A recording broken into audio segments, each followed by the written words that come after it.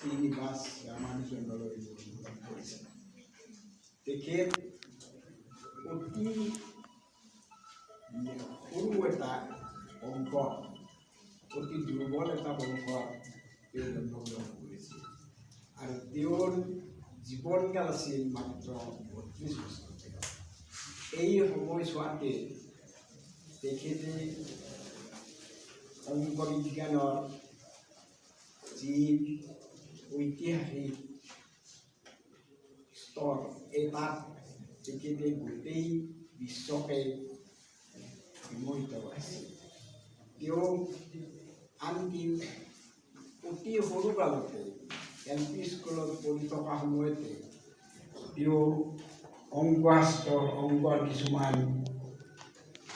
প্ৰশ্ন অৱতাৰণা কৰি শিক্ষকসকলক বিমোহিত কৰাইছিল।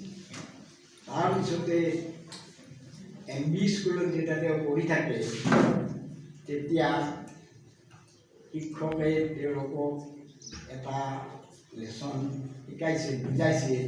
তেতিয়া কৈছিল যে এটা নিৰ্দিষ্ট সংখ্যা, সেই নিৰ্দিষ্ট সংখ্যাটোকে হৰণ কৰিলে তাৰ ভাগফল 1 হয়।